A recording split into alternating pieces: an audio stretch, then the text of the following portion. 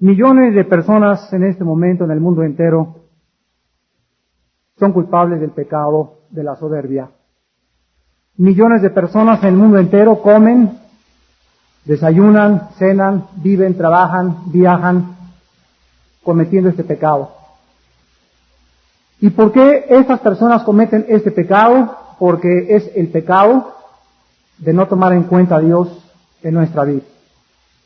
Si tú en esta mañana eres una persona que desayunas, comes, cenas, viajas, traficas, negocias, etcétera, etcétera, y Dios no está en tus pensamientos, eres culpable del pecado de soberbia. Uno de los pecados que Dios más abomina es precisamente el pecado de la soberbia. Y es muy importante que en esta mañana todos nosotros sepamos por qué Dios pone un énfasis especial en la Biblia acerca de este pecado y de las implicaciones que este pecado manifiesta en todas sus ramificaciones. Dios considera la soberbia como una de las características o actitudes más abominables, más graves que una persona pueda tener. Regularmente nosotros los seres humanos calificamos el adulterio, la fornicación, el homicidio, etcétera, etcétera, como pecados feos y culpables, y nos enojamos en contra de los asesinos, de los secuestradores, de los violadores, etcétera, etcétera. Sin embargo, a los ojos de Dios, el pecado de la soberbia es de los principales por los cuales Él manifiesta su odio santo y su castigo próximo. En el libro de Isaías, capítulo 2, versículos del 11 al 12 y el versículo 17, la Biblia menciona que cuando el Señor Jesucristo venga otra vez a este mundo, el principal pecado contra el cual combatirá será el pecado de la soberbia. Dice el profeta Isaías en el capítulo 2, versículos del 11 al 12, la altivez de los ojos del hombre será abatida, y la soberbia de los hombres será humillada, y Jehová solo será exaltado en aquel día, porque día de Jehová de los ejércitos vendrá sobre todo soberbio y altivo, sobre todo enaltecido, y será abatido. La altivez del hombre será abatida, y la soberbia de los hombres será humillada, y solo Jehová será exaltado en aquel día. Quiero que observen ustedes que cuando Jesucristo venga, el primer pecado contra el cual se va a encontrar, por el cual el hombre es culpable, de la Tercera Guerra Mundial, de los desastres y de las catástrofes que nos están rodeando a nivel internacional, la Biblia dice que el principal pecado que está produciendo todos los demás pecados es el pecado de la soberbia. Y en contraposición a este pecado, en estos 3 versículos dice la Biblia 2 veces, y aquel día solo Jehová será exaltado, y aquel día será exaltado en aquel día. En otras palabras, cuando Cristo venga a este mundo otra vez, encontrará que el hombre se ha exaltado a sí mismo. Cristo encontrará un mundo donde el ser humano se ha convertido en Dios. Y por habernos creído dioses, por haber creído que no necesitábamos tomar en cuenta a Dios en nuestra vida, y que puedes ser padre de familia, y que puedes hacer negocios, etcétera, etcétera, por esta soberbia, por esta autoindependencia, por esta rebelión en contra de Dios, Dios solo es el único, dice la Biblia, que debe ser exaltado. Él es Dios. Nosotros somos criaturas finitas, dependientes de Él, sumisos y obedientes a su voluntad y a sus leyes. Pero el ser humano le ha dicho a Dios, no quiero tus leyes, déjame vivir mi vida. Y el ser humano, al rechazar a Dios y sus leyes, ha cometido el pecado de soberbia. ¿Dónde tuvo su origen la soberbia? ¿Y por qué este pecado es el principio de la maldad y el final de la maldad? Vemos nosotros en esta mañana que la soberbia es precisamente el pecado que inició la rebelión cósmica contra nuestro Creador. Y cuando nuestro Creador regrese a la tierra, el mismo pecado será el que más manifestará la actitud primordial del ser humano. Los que tengan su Biblia, ábranla en Isaías capítulo 14, versículos del 13 al 14. Isaías 14, del 13 al 14, para que podamos ver lo que la Biblia nos dice respecto al origen de la soberbia en el universo que Él creó. Y en este pasaje de Isaías 14 principalmente, y otro que se encuentra en Ezequiel capítulo 28, la Biblia nos describe la creación de un querubín, grande, poderoso, hermoso, y la palabra que se usa para lucero, que es el nombre principal de Satanás, o el diablo, es la palabra hebrea Eilel, con H e Y, Eilel, y significa el que brilla, el brillante.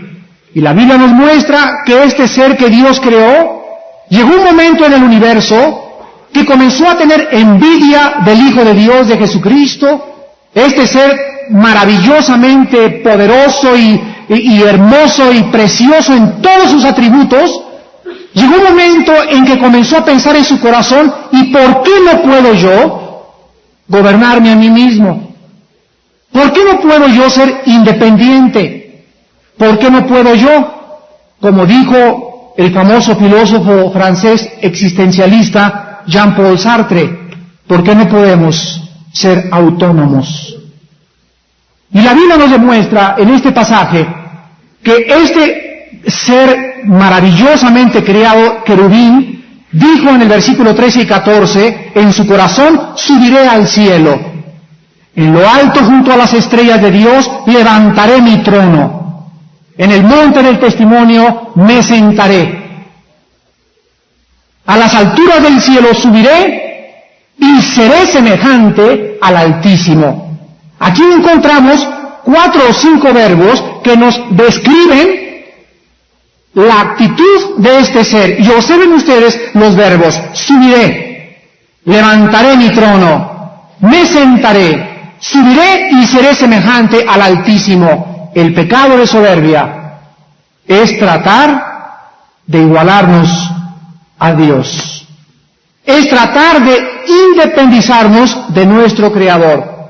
Es creer la irracionalidad y pensar por unos momentos que somos autónomos, que podemos hacer lo que nosotros querramos, que podemos vivir como nosotros querramos, que puedo ser padre y puedo ser hijo y puedo negociar y puedo viajar sin tomar en cuenta a Dios, que yo no necesito más que leer a los gurús y necesito nada más unas cuantas clases de filosofía, pero Dios en mi vida no tiene por qué gobernar mis pensamientos, ni mi negocio, ni mi dinero, ni mi familia. Esta autoindependencia es caracterizada por el pecado de la soberbia. ¿Qué fue entonces lo que hizo que este ángel cayera del cielo?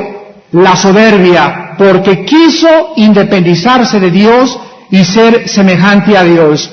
Damas y caballeros, Dios es el único ser en el universo que no depende de nada. Es el único ser en el universo que tiene su existencia y la causa de su existencia y de su ser en Él mismo. Fuera de Dios, todo absolutamente tiene su causa y su razón de ser en Él. Y todo lo que proviene de Dios necesita su dependencia de Él. Dios es como el sol que tenemos que girar alrededor de Él, porque Él es el centro, el sol de justicia del universo. Y cualquier persona que no quiera someterse a las leyes de Dios y aceptar que no eres Dios, que no te creaste tú a ti mismo, que tú no eres independiente, te convertirás en un satélite. Comenzarás a vagar en la confusión de las filosofías. Tu vida carecerá jamás de propósito, de razón. Tu vida nunca podrá tener una existencia armoniosa. Jamás encontrarás por qué vives, por qué naciste, de dónde vienes, a dónde te diriges. Tu vida se caracterizará caracterizará exactamente igual que la filosofía sartriana. Jean-Paul Sartre murió diciendo: la razón de la existencia tenemos que encontrarla en nosotros mismos. Él estuvo durante toda su vida buscando esta razón de su existencia y murió, como él dice en su último libro, en la peor de las vaciedades, en la peor de las confusiones, en el desvarío total mental e intelectual, y sin saber jamás cuál fue la razón de su existencia en esta vida. La Biblia dice: nacieron de las tinieblas, viven en tinieblas y mueren en las tinieblas. ¿Tu vida se parece a la vida de este filósofo francés? ¿Cuántos de ustedes no saben ni por qué comen, no saben por qué trabajan y concentran todos sus objetivos en hacer dinero, en emprender un negocio, en una carrera política, en una carrera comercial, y cuando ustedes llegan a la cúspide del poder, del dinero, de la fama o de la popularidad, te vas a encontrar que allá arriba en la cúspide eres la persona más vacía, más sola de este mundo? Jesús dijo: cualquiera de ustedes que beba de esa agua, el agua que el mundo da, el dinero que el mundo da, la fama y el poder que el mundo da, volverá a tener sed. Mas el agua, dijo Cristo, que yo quiero darles es una fuente de agua eterna que salte dentro de tu corazón por todos los siglos de los siglos. Es maravilloso que podamos nosotros encontrar en Jesucristo la razón por la cual vivimos. Como decía el gran científico francés Blaise Pascal, Pascal dijo: sin Jesucristo nunca sabremos de dónde venimos, quiénes somos y a dónde nos dirigimos. La Biblia dice que el ser humano tiene una razón de ser, tenemos un propósito en nuestra existencia, y nuestra misión es encontrar, buscar, inquirir por qué vivimos. Y mientras tú no comprendas que la razón de la existencia es Jesucristo, tu vida, repito, carecerá de propósito y de significado. La soberbia, pues, es el espíritu autosuficiente y egoísta que desea y trata de vivir independientemente de Dios. Cuando Satanás cayó del cielo, la Biblia dice que vino al planeta Tierra.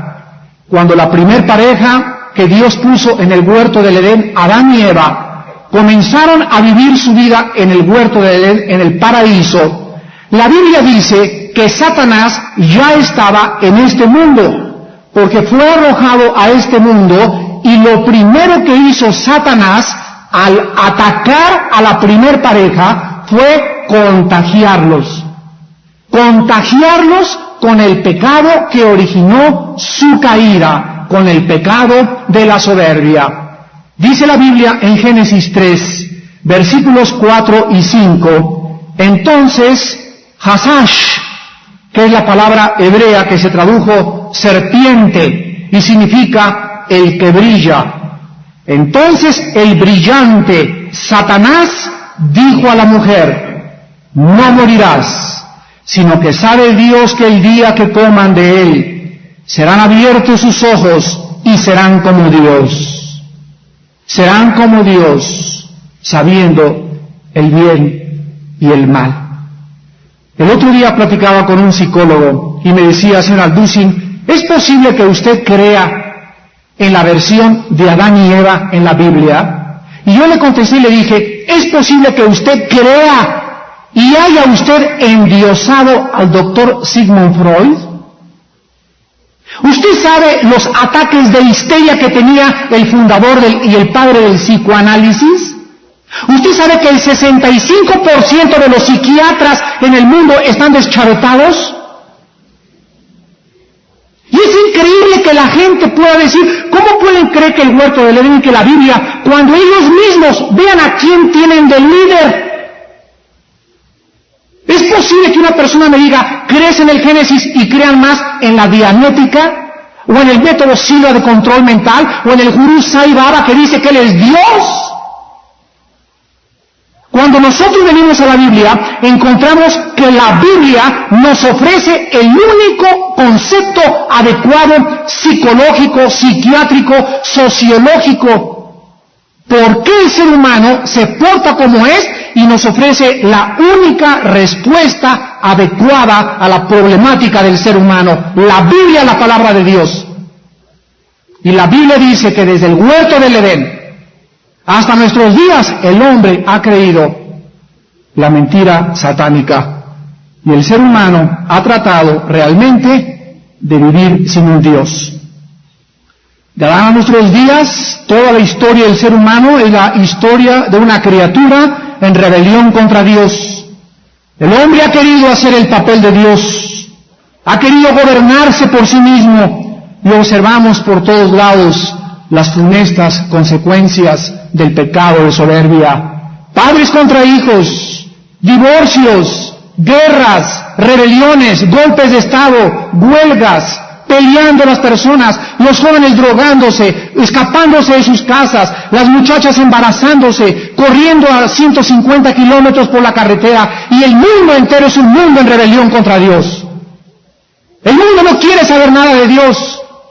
El mundo quiere gobernarse sin Dios. Los políticos se juntan en las Naciones Unidas y quieren resolver los problemas internacionales cuando los problemas internacionales van mucho más allá de nuestra capacidad para resolverlos. No somos dioses.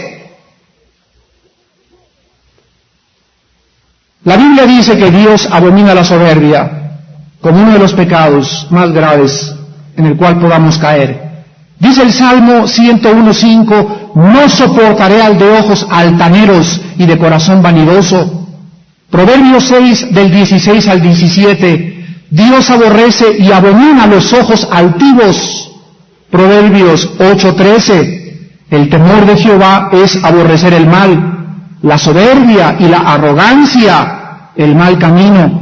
Proverbios 16:5, abominaciones a Jehová todo altivo de corazón. Proverbios 16:18, antes del quebrantamiento es la soberbia, y antes de la caída la altivez de espíritu. Damas y caballeros, ¿por qué Dios odia y abomina? ¿Y por qué la Biblia constantemente dice, Dios no sufrirá, Dios no tolera a nadie que quiera exaltarse, que sea altivo, que mire de arriba abajo a sus semejantes, o que se crea superior a sus semejantes o al mismo Dios? En primer lugar, Dios sabe que toda persona soberbia sufre mucho. La soberbia, dice la Biblia, es un pecado que Dios quebranta. Antes del quebrantamiento es la soberbia. Dios no permite, ni jamás permitirá, que ningún ser humano se deidifique, se haga como Dios. Y vean ustedes la historia de todos nuestros conquistadores. Tenemos un Alejandro el Magno, que realmente a los 33 años de edad, cuando murió en la ciudad de Babilonia, donde está ahorita tu compadre Saddam Hussein, Alejandro el Magno quería realmente convertirse en un ser a nivel internacional y hacerse Dios. Alejandro el Magno comenzó sus conquistas desde los 20 años y casi toda el Asia Menor, el norte de África y parte de Europa la conquistó. Y llega el momento en que Alejandro comienza a ingerir bebidas alcohólicas y emborracharse, porque había una descompensación entre el poder que tenía como guerrero y su vida emocional y sentimental. Él era un guerrero y reconocido como el héroe del Asia Menor y del África, pero emocionalmente ponía a llorar y comenzaba a decirles a los generales, ya no tengo mundos que conquistar. Y se murió de una cirrosis hepática, de los cruzones que se daba con el alcohol. ¿Qué hizo Dios con Alejandro el Magno? Lo humilló antes de que tuviera más vida. ¿Qué hizo Dios con Adolfo Hitler?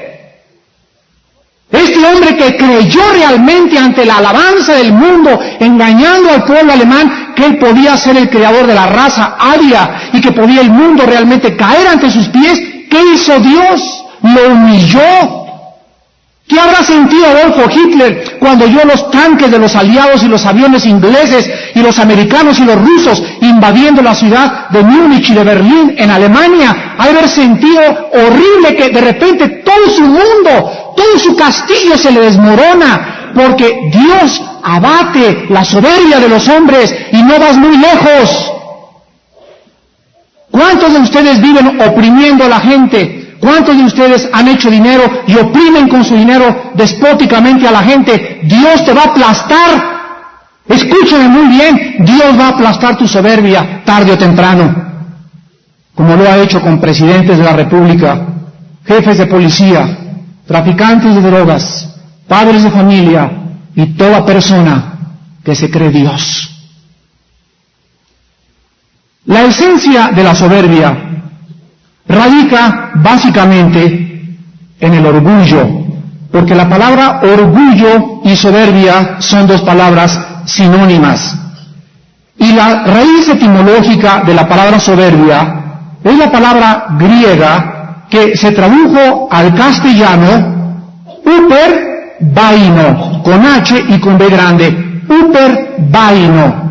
Y esta palabra griega, uper, significa sobre o arriba de, y la raíz etimológica baino significa aparecer. Entonces, literalmente, la palabra soberbia u orgullo significa estar o tratar de estar arriba de, ya sea de los hombres o ya sea de Dios, pero es una posición en la que tú mismo te quieres exaltar sobre todas las demás personas que te rodeaban.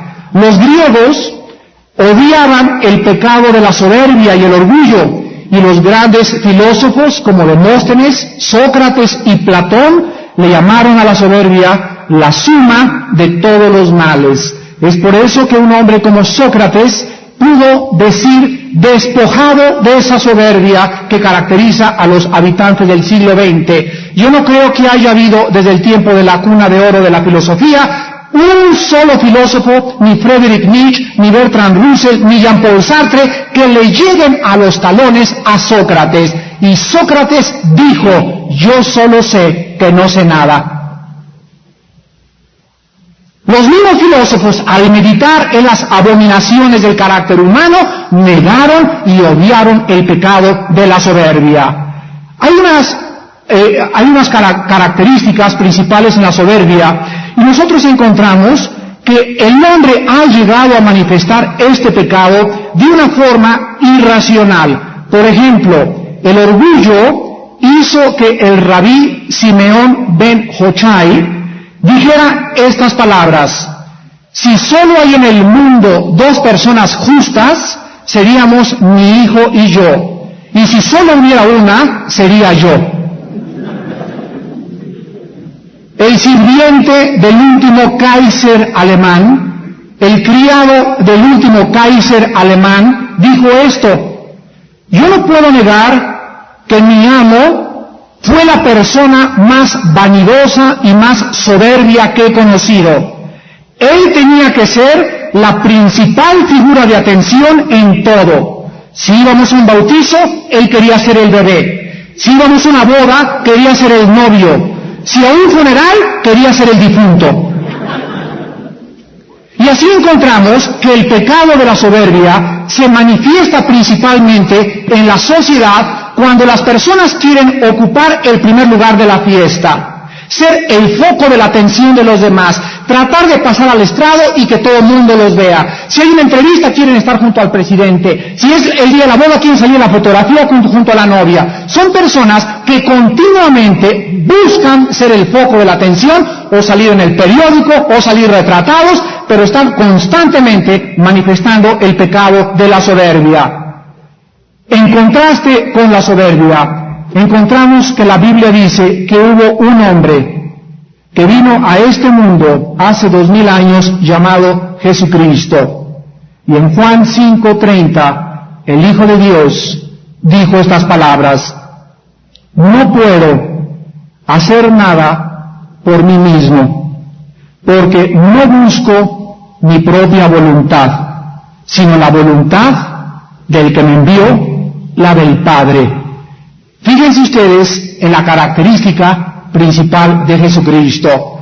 Cuando Jesucristo mencionó dos virtudes de Él, dijo lo siguiente: aprendan de mí que soy manso y humilde de corazón. ¿Saben ustedes cuál es la antítesis? ¿Cuál es la contraposición de la palabra soberbia? Es la humildad. Y cuando Jesús dijo que Él venía a depender del Padre, Él, el Hijo de Dios, caminó aquí en el mundo y constantemente nos dijo: yo no hago lo que yo hago de mí mismo, yo no tengo mi voluntad propia, yo no soy autónomo. El Cristo, el Salvador del mundo, el Hijo de Dios,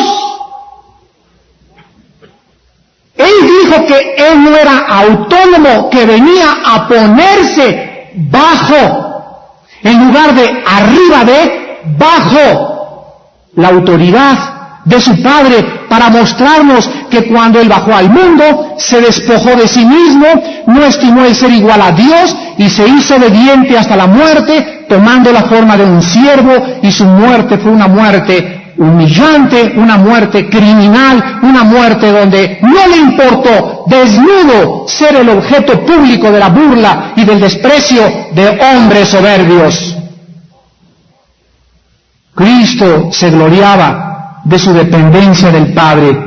El orgullo se gloria de ser independiente de Dios.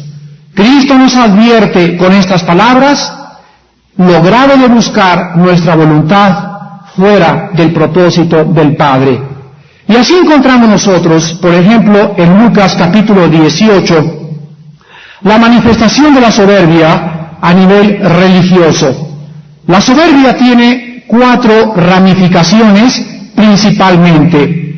La soberbia se manifiesta religiosamente, socialmente, intelectualmente y racialmente. Repito, religiosamente, socialmente, racialmente e intelectualmente. Veamos la manifestación de la soberbia en el área religiosa. Lucas 18, del 9 al 14.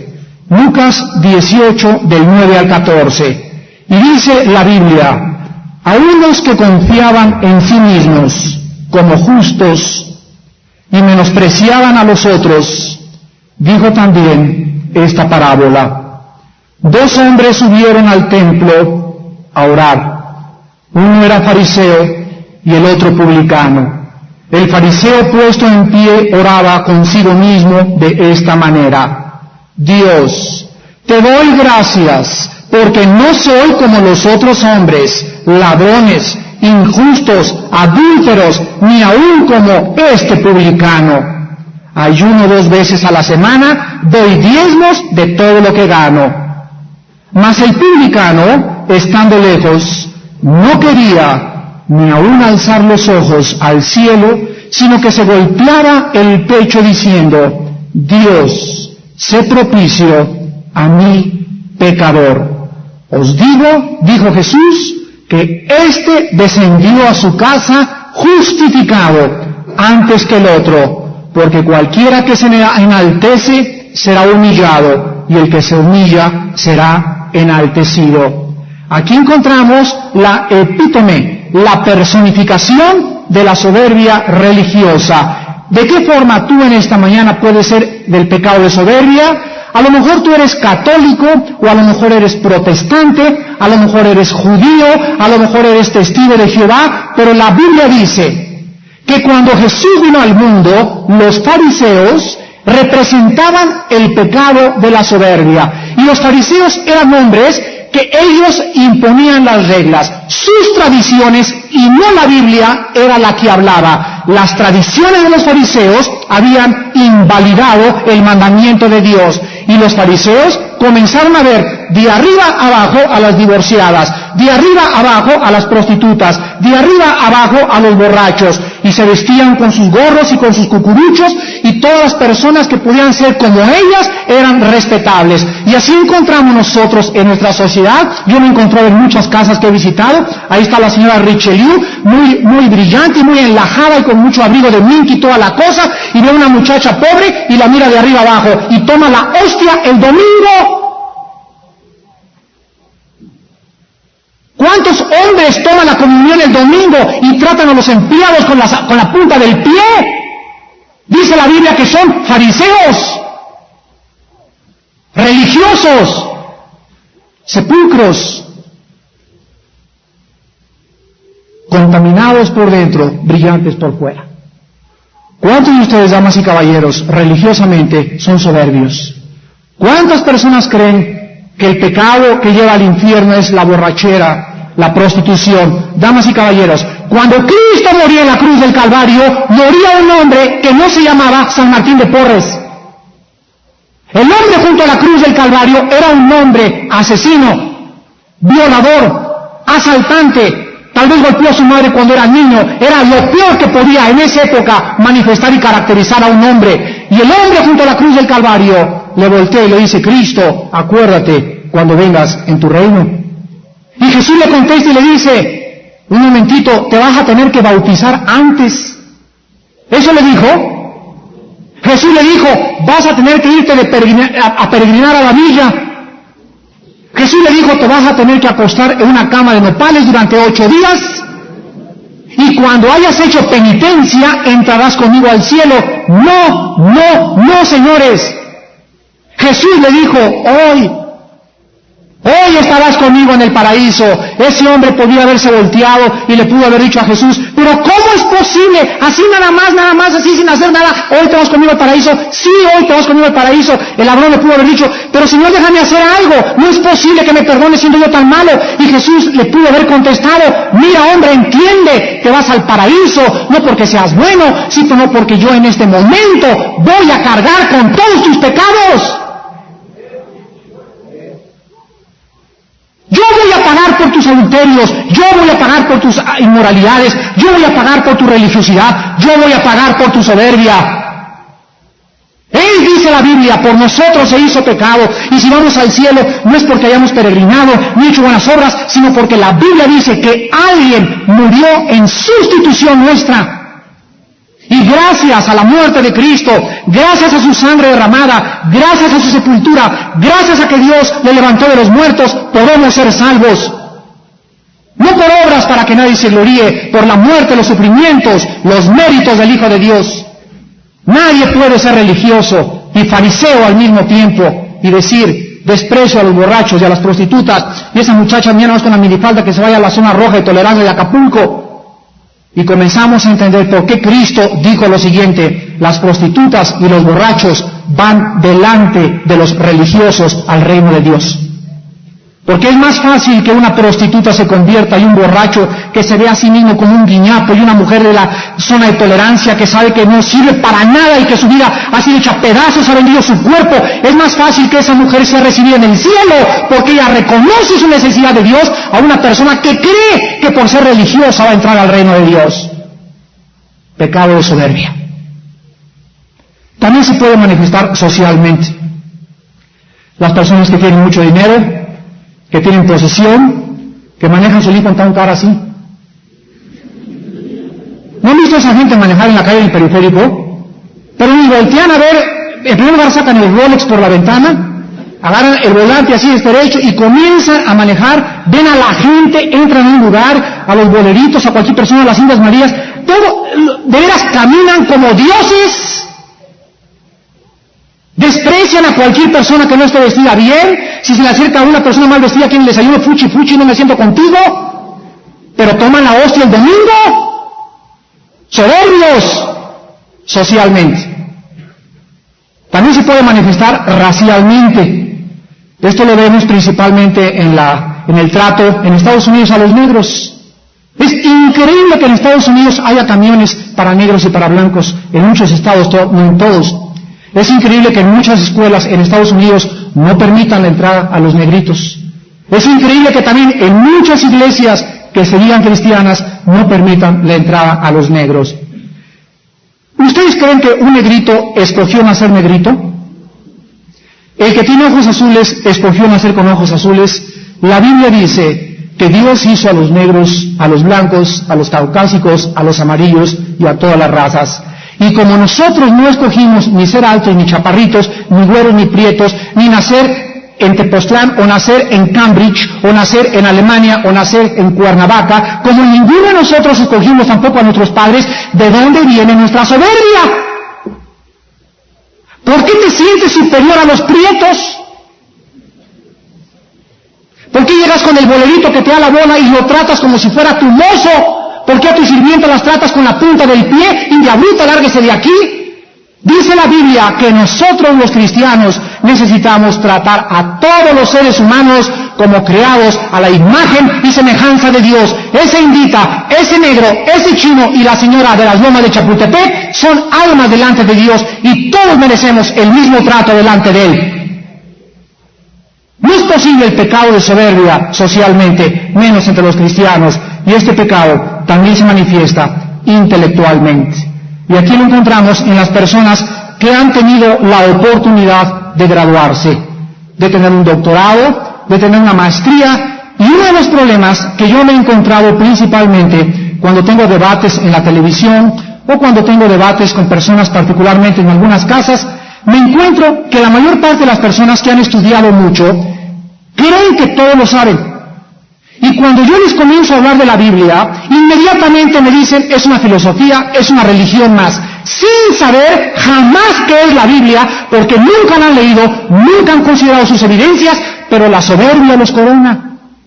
Y no te dejan hablar, no quieren saber que hay otra información que pueda estar oculta a su brillante mente, y se creen dioses, creen que todo lo saben. Jesús nos manda a abrir los oídos siempre cuando oímos algo, porque no sabemos todo.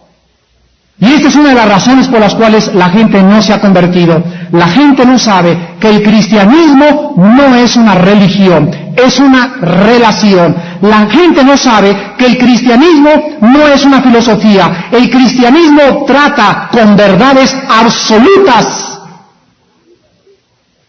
A la Biblia no vienes con un lenguaje de puede que, a lo mejor, quizás, tal vez, en la Biblia encuentras azul o rojo, blanco o negro, infierno o el cielo, la verdad o la mentira. Aquí en la Biblia no hay términos neutrales. Aquí te encuentras con la verdad de Dios o con la mentira de Satanás. El orgullo contamina todo lo que toca, damas y caballeros. Y así como existen gérmenes que cuando entran a la comida la convierten en veneno, así también el orgullo y la soberbia. Todo lo que es virtud lo convierten en un vicio y las bendiciones las convierten en maldiciones. Miren, por ejemplo, la belleza. La belleza es una característica otorgada por Dios, pero si a la belleza le agregamos el orgullo, resulta en vanidad.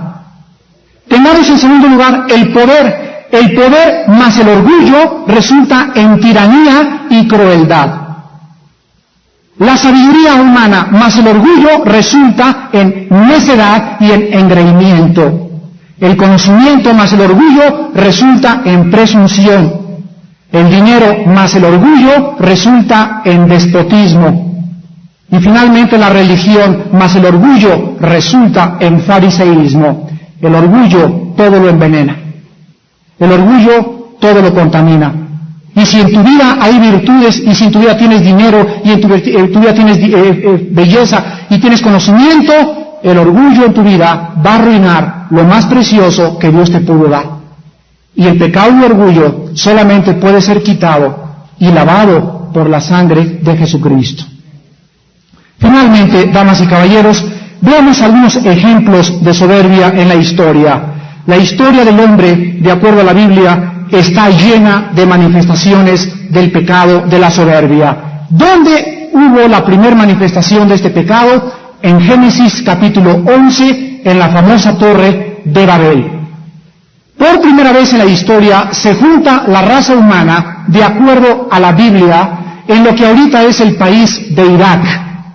Y ahí en Irak, donde se construye la torre de Babel, la raza humana que existía en el Asia Menor, dicen en su corazón en el versículo 4 del capítulo 11 del libro del Génesis: vamos, edifiquémonos una ciudad y una torre cuya cúspide llegue al cielo y hagámonos un nombre, por si fuéramos esparcidos sobre la faz de la tierra. Esta es la primer rebelión masiva en contra de Dios. ¿Qué cosa dio a todos los hombres en esta época a juntarse y a levantar una torre para llegar al cielo? la Biblia nos dice el pecado de la soberbia.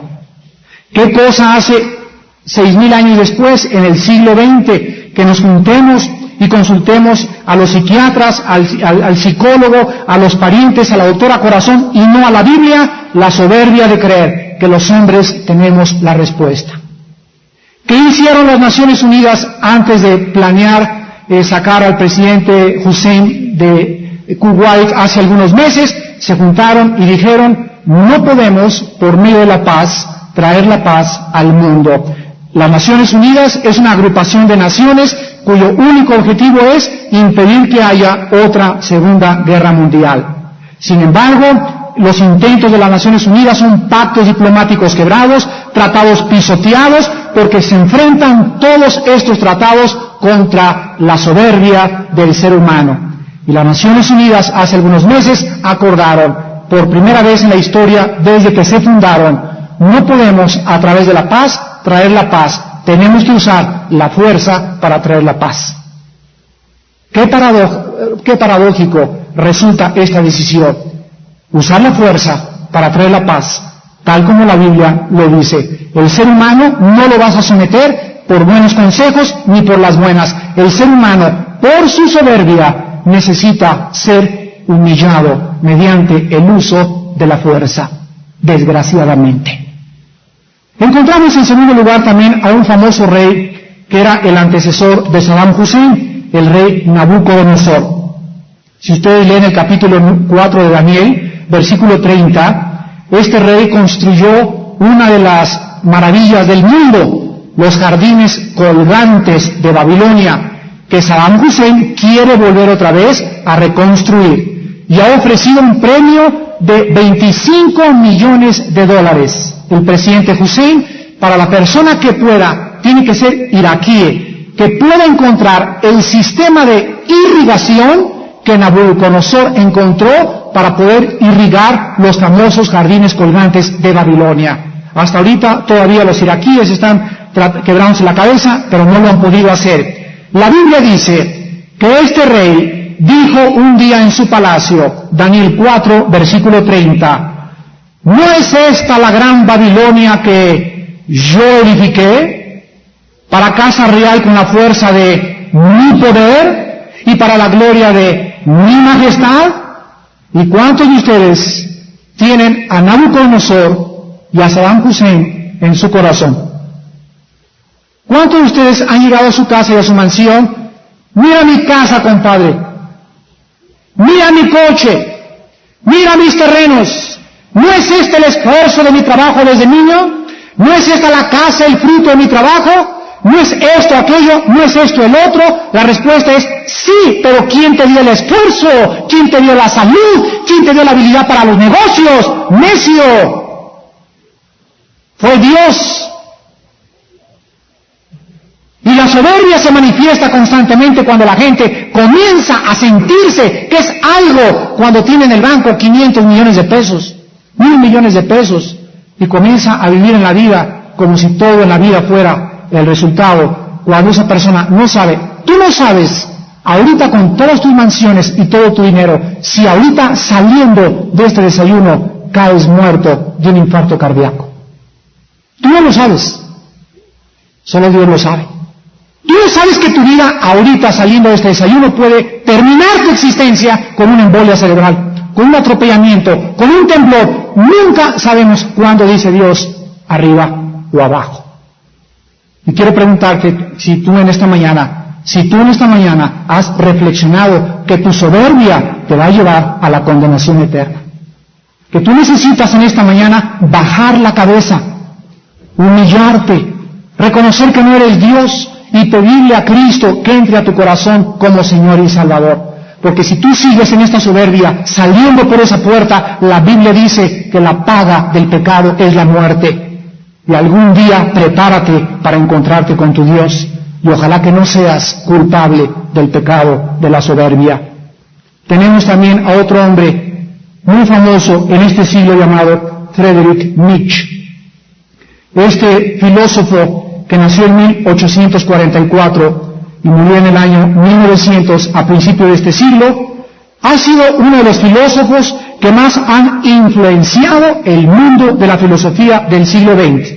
No ha habido en los últimos 150 años un hombre más soberbio que Friedrich Nietzsche. Y ustedes saben en qué caracterizó este hombre su soberbia. Él dijo en su libro Así hablaba Zaratustra. Nietzsche escribió: Cristo murió demasiado joven y si hubiera vivido más tiempo, yo hubiera rebatido todas sus enseñanzas. Nietzsche más tarde se hizo famoso en Europa por su famosa frase: Dios está muerto. Escuchen ustedes cómo Dios aplasta la soberbia. Vuelvo a repetir. Friedrich Nietzsche perdió la razón después de los 35 años de edad. Su madre se encargó de cuidarlo hasta que murió. Después su hermana cuidó de él, se volvió homosexual y acabó loco en un manicomio. Dios no había muerto, el que había muerto era Nietzsche, que se hizo Dios.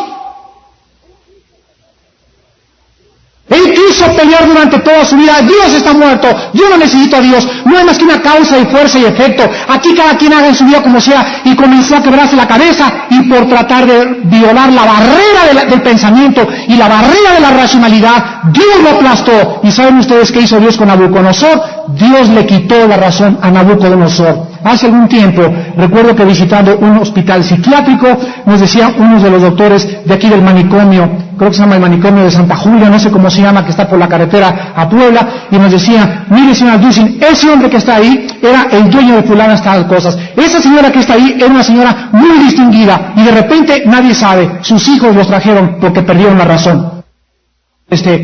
Asegúrate que detrás de toda persona que pierde la razón, siempre hay un juicio de Dios, porque Dios no le quita la razón a cualquier persona de la noche a la mañana. Son personas que rechazaron 1, 2, 3 veces la verdad y que le dijeron a Dios: déjame, y dijo Dios: te dejo, ahora te vas a quedar loco. Y esas personas en vida ya están condenadas, porque quisieron, como Friedrich Nietzsche, decir: Dios está muerto. Y finalmente tenemos también nosotros a los Césares romanos. Los Césares romanos se paraban en el podio en Roma, la gente los alababa y comenzaron los Césares a decir que eran dioses.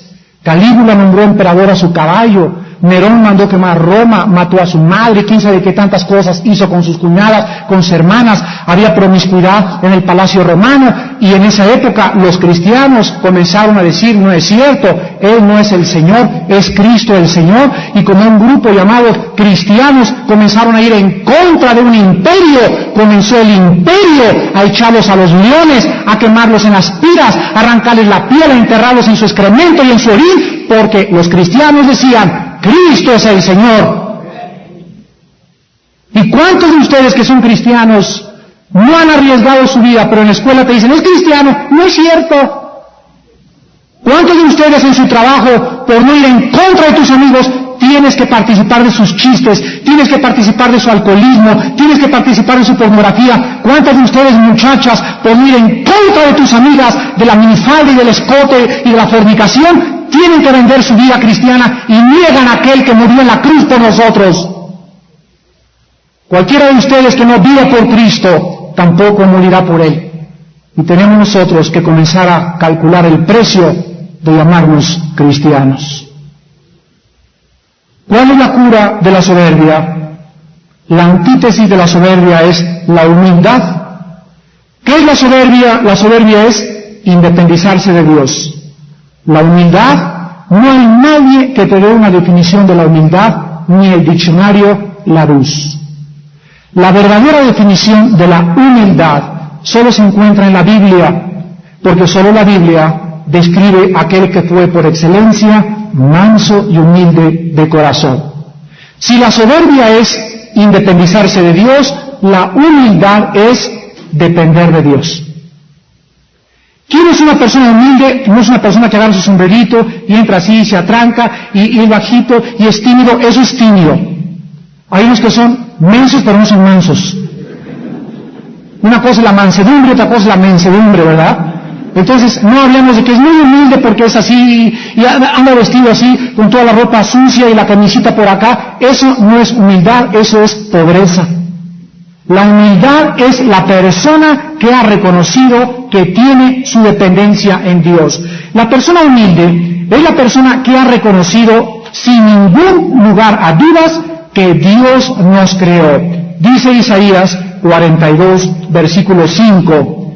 Así dice Jehová Dios, creador de los cielos y el que los despliega, el que extiende la tierra y sus productos, el que da aliento al pueblo que mora sobre ella y espíritu a los que por ella andan. La Biblia dice que en esta mañana tú estás respirando. Cuando te vas a dormir tú sigues respirando, y cuando vas a dormir tú no programas tu cuerpo para que respire y le dices, no te vayas a dejar de respirar porque me voy a morir a las 2 de la mañana. La Biblia dice que este aliento, esta función del corazón y la entrada del oxígeno en mis pulmones la controla Dios. No tú, ni tu doctor, ni tu cardiólogo, es Dios. Tu aliento, tu vida, mi vida está en las manos de Dios. Él es el que hace morir, Él es el que hace vivir, y vivimos por su misericordia, y tenemos solo una vida, solo una, que se nos puede extinguir hoy. Podemos morir hoy en la noche, entiéndanlo.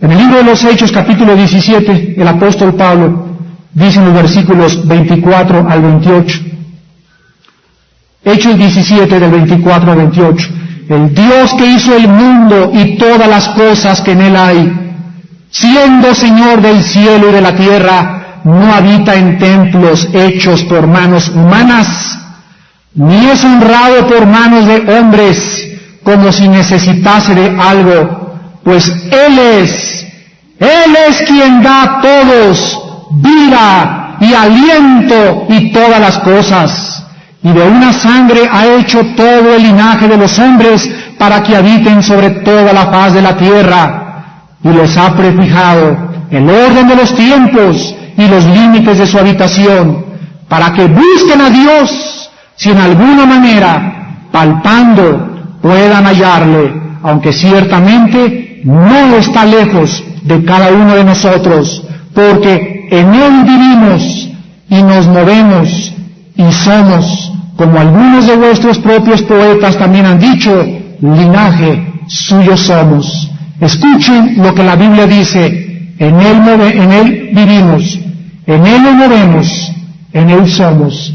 Nuestra razón de nuestra vida está en el Dios de la Biblia. Y tú en esta mañana tienes que entender esto. Y la cura de la soberbia es, en primer lugar, reconocer tu tendencia de vivir independiente de Dios. Reconocer en esta mañana que Dios no habita en tus pensamientos más que el domingo de 11 a 12. Reconocer que tú no tienes una comunión con Dios diaria. Reconocer que cuando vas a comer a Vips y a Samos, ni siquiera inclinas la cabeza para darle gracias a Dios por los alimentos. Comes como caballo, duermes como burro, vives como oso. No te distingues absolutamente en nada de un animal.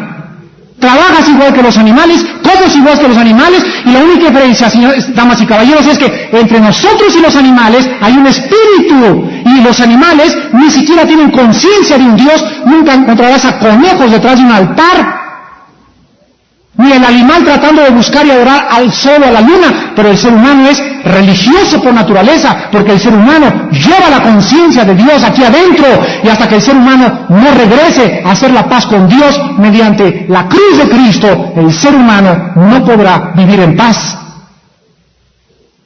Una vez que tú hayas reconocido esto esta mañana, en segundo lugar, vuélvete a Él. Vuélvete a Dios con todo tu corazón, con todas tus fuerzas y con toda tu alma, humillando tu soberbia y diciéndole esta mañana, así humillándote: Padre Santo, he sido un tonto, he sido una soberbia, ¿qué me he creído? ¿A dónde quiero llegar? ¿Qué me lo sé todo? Y en esta mañana, después de tu humillación, tienes que recordar que es importante darle gracias por lo que hizo por ti y por mí en una cruz hace 2000 años. Y la Biblia dice en Juan 3:16, porque de tal manera amó Dios al mundo, que ha dado a su Hijo unigénito, para que cualquiera que en Él cree no se pierda, mas tenga la vida eterna. Jesucristo vino al mundo, se despojó en el cielo de su deidad, se vino a someter al Padre, tomó ropas pobres, escogió a 12 hombres pobres, pescadores de Galilea, caminó durante 3 años en un ministerio terrenal, sanó enfermos, le dio la vida a los muertos, levantó a los paralíticos, sanó a los sordos, a los mudos, a los ciegos, anduvo ministrando y sanando a los oprimidos por Satanás, sacando a los demonios de la gente, y después de todas estas cosas y de todos estos beneficios, dice la Biblia que el mundo le odió. El mundo le odió, le levantó en alto, le cargó en una cruz, se ensañaron en contra él y le gritaron a Pilato: crucifícale, crucifícale. ¿Y todo por qué? Porque Jesucristo vino a revelar el pecado de soberbia. Él era su persona la antítesis de la soberbia, manso y humilde de corazón. Y los fariseos, los orgullosos, muchas personas de su tiempo lo odiaron porque reflejaba lo opuesto a lo que ellos eran. Y desde esa época el mundo odia la humildad. El mundo le gritó a Cristo: bájate de la cruz, si eres el Salvador, ¿para qué te dejas muerto ahí en esa cruz? Y Cristo no hacía caso. A la gente no le gusta ver a nadie muerto a su ego. Y lo mismo nos dicen a nosotros: ¿para qué te sacrificas en relaciones sexuales? Ándale, muchachita, vete con tu novio, acuéstate con tu novio, échese la copa, compadre, vámonos a ver esta película pornográfica. Y el mundo quiere que participemos de sus pecados. Al mundo no le gusta que seas diferente. Y cuando le dice al mundo: no voy, y no voy al teatro, Blanquita, y no quiero pornografía en mi casa, y no voy a tener relaciones sexuales hasta que yo me case, y voy a pagar mis impuestos, y voy a estar sujeto al gobierno, el mundo te va a perseguir. Porque el mundo odia al que no es como él. Y cuando somos diferentes, viene la persecución. Pero la humildad tiene que ser la característica de todo hijo de Dios. En tercer lugar, reconoce que sin Cristo jamás podrás alcanzar ninguna meta en la vida. La Biblia dice que en Jesucristo se encuentran todos los secretos de la sabiduría y del conocimiento.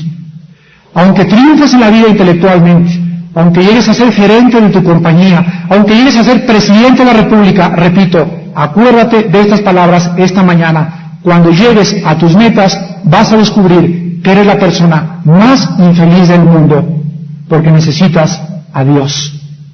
Y finalmente, en esta mañana, arrepiéntete. Arrepiéntete de tus pecados. Arrepiéntete del pecado de soberbia. Cree en Jesucristo como aquel que pagó en tu lugar y en mi lugar todos tus pecados y todos mis pecados. Cristo murió para que nosotros subiéramos al cielo. Cristo murió para que nosotros fuéramos enriquecidos. Cristo murió para que nosotros pudiéramos volver a vivir. Y la vida que Dios nos da es una vida abundante. Es una vida de amor, es una vida de gozo, es una vida de paz, es una vida donde tienes algo aquí adentro que aunque no tengas cosas materiales, tu vida tiene paz con Dios. Y la paz con Dios no la compra todo el dinero del mundo. ¿No quisieras en esta mañana hacer la paz con Dios mediante la muerte de su Hijo Jesucristo? Y a todos ustedes les voy a pedir que por unos instantes inclinemos nuestra cabeza. Así con tu cabeza inclinada, tal vez es la primera vez que has oído un mensaje para reflexionar respecto a tu vida de soberbia. A lo mejor eres culpable de soberbia religiosa, social, racial o intelectual. Cualquiera de estas manifestaciones es pecado delante de Dios, porque nuestra vida debe ser una vida caracterizada por la humildad, dependiendo todos los días de Dios en una vida de oración, leyendo la Biblia, alimentándonos con la Biblia, juntándonos con los cristianos, teniendo actividades cristianas, conociendo al Dios de la Biblia de una forma personal e íntima a través de su Espíritu. Y cualquier persona en esta mañana que quisiera por primera vez recibir a Jesucristo, no importa que seas católico o protestante, a lo mejor no tienes ni siquiera una religión, pero en esta mañana no te invito a una religión, te invito a la cruz del Calvario, a que haga la paz con Dios y lave tu pecado de soberbia. Y ahí en tu lugar, dile a Dios estas palabras: mi Señor y mi Dios, en esta mañana soy culpable del pecado de soberbia. Mi vida se ha caracterizado por no tomarte en cuenta. He dicho que creo en ti, pero me acuerdo tan pocas veces de ti, tal vez cuando hay problemas en mi familia nada más. Ahora he comprendido que tu Hijo Jesucristo murió en una cruz y pagó con su sangre, con su muerte, el pecado de mi soberbia y todos mis demás pecados también. Y en esta mañana tú me ofreces perdonarme, lavarme, justificarme, santificarme en el nombre del Señor Jesús. Y te pido, Señor Jesucristo, en este momento que entres a mi corazón. Me humillo delante de ti, perdóname porque no soy más que una criatura tonta, finita, frágil, que en cualquier momento pueda morir y que depende totalmente de tu poder, de tu misericordia y de tu amor para seguir existiendo. Quiero dedicar lo que queda de mi vida en conocerte, Señor, en amarte y en servirte en espíritu y en verdad, porque te lo pido y te doy las gracias en el nombre de Jesús. Amén.